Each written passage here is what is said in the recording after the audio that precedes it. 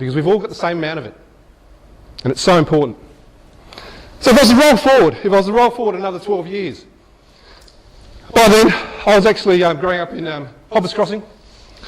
I went to the much acclaimed Hobbs Crossing Secondary College, and I was in year 11, 12 years on. So I was 17. And I was actually, at that age, I was actually in a very dark spot. In that, look, 12 months before that, I was a decent athlete at the time. And 12 months before that, I was competing in my first national championships, representing Victoria.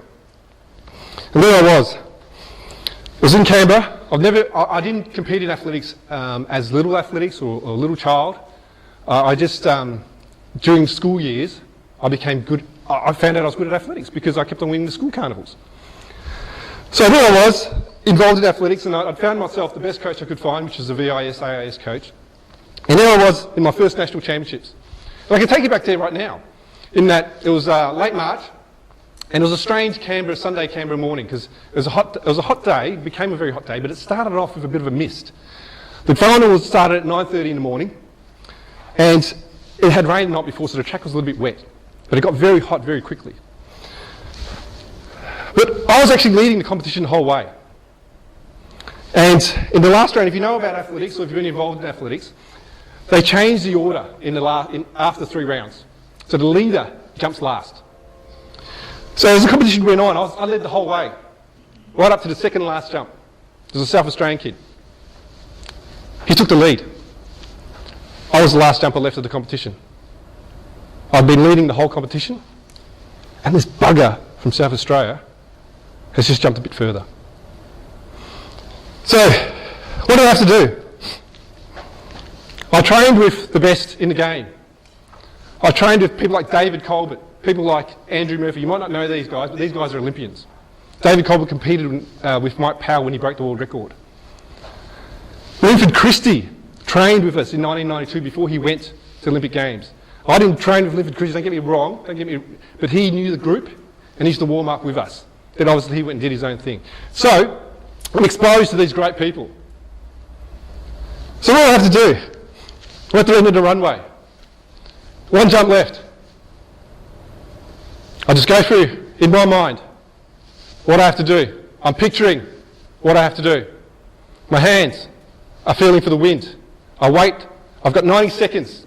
I don't have to go straight away. I can see myself doing the best jump possible. I can feel the breeze. When the breeze is at my back, I'm off. Bang. Gone. Down the runway as fast as I can, in the rhythmic pace. Hop, step, jump, into the pit. I step out of the pit. I went like this to my dad in the stand. I knew I'd won. Why? Because I was prepared. Every Sunday morning, that's what we would do, training. Can you do your best jump in the last jump of your training? I was prepared. I was prepared for that circumstance. Because what is the source of performance?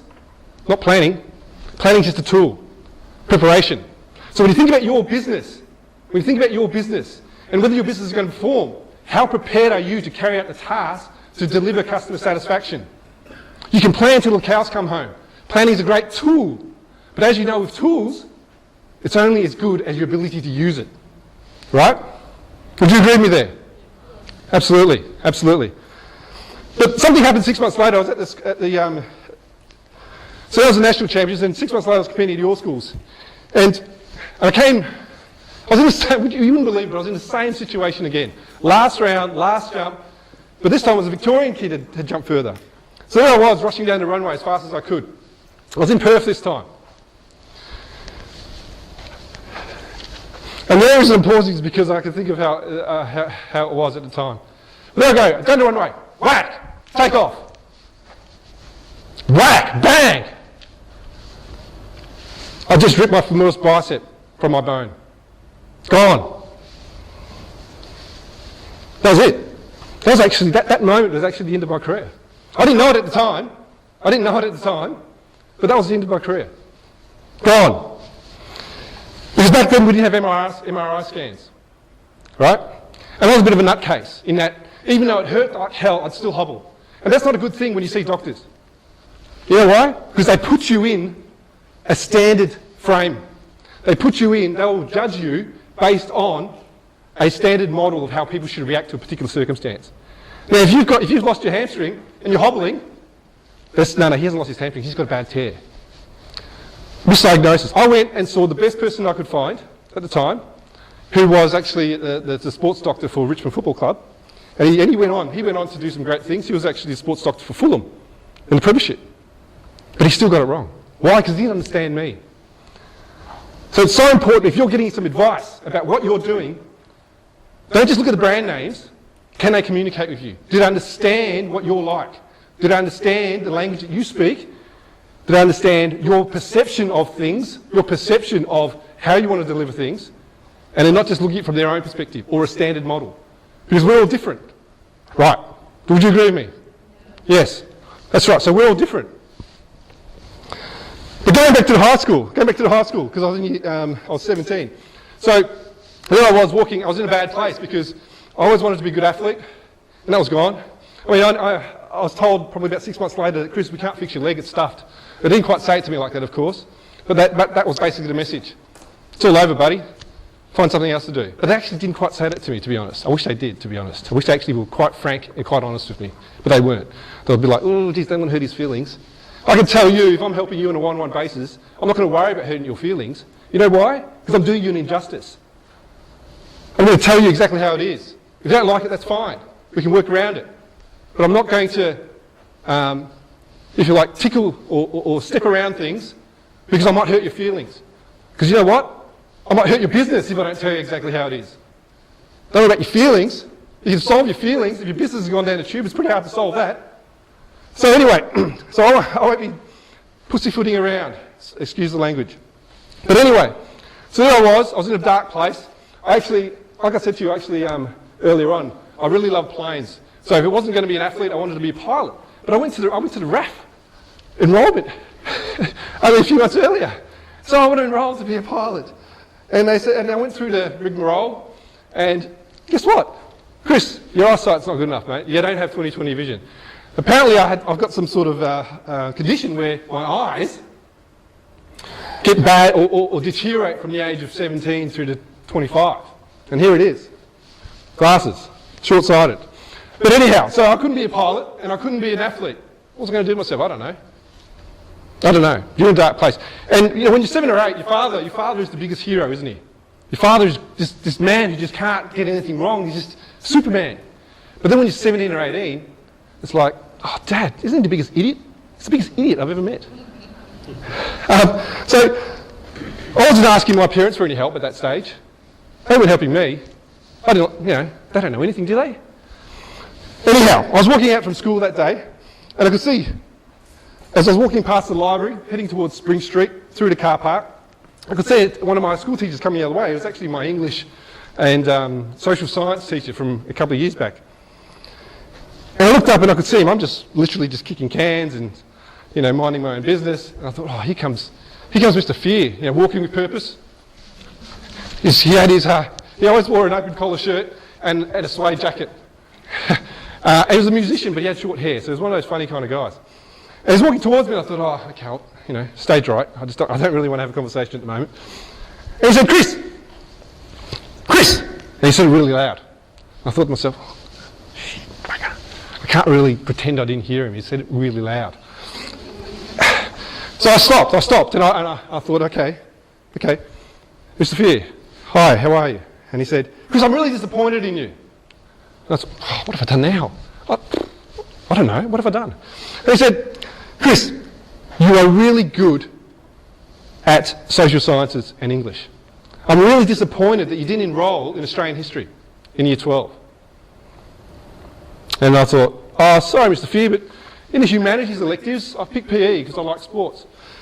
He said, look, I know that, I know you like sports, but have a think about it because I know what you're good at. And he walked off. That's it. Didn't say anything else, just walked off.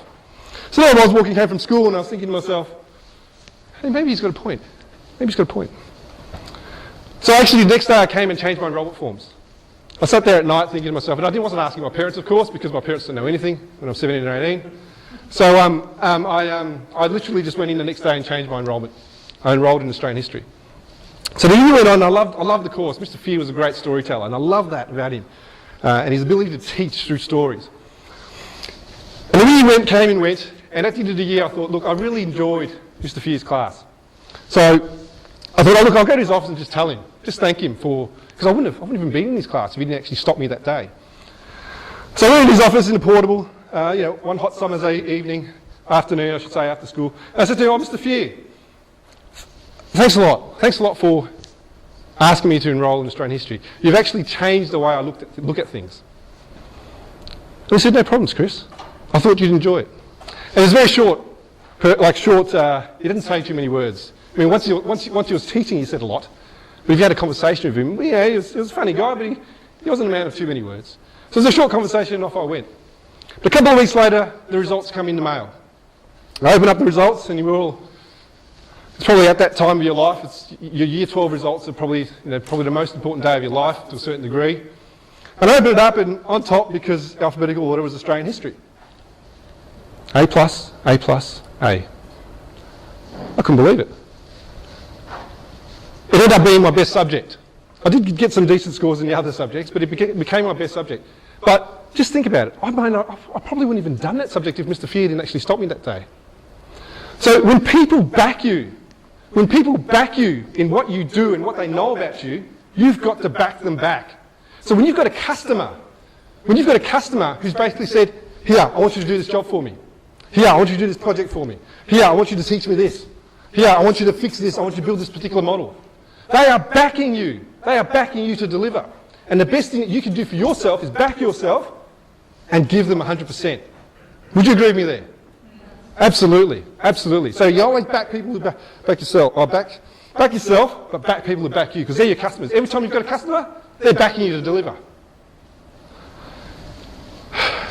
So thanks to Mr. Fear, by the time I was 25, I was for a guy from Hoppers Crossing Secondary College, and it's not the most acclaimed high school in the world. By the time I was 25, I was earning the equivalent of $140,000 a year. I had a house in London, a 3-bedroom house in London, and I was renting out 2 rooms. I had a pretty good life at that stage. It's pretty hard for a frugal person like myself, it's pretty hard to spend that much money.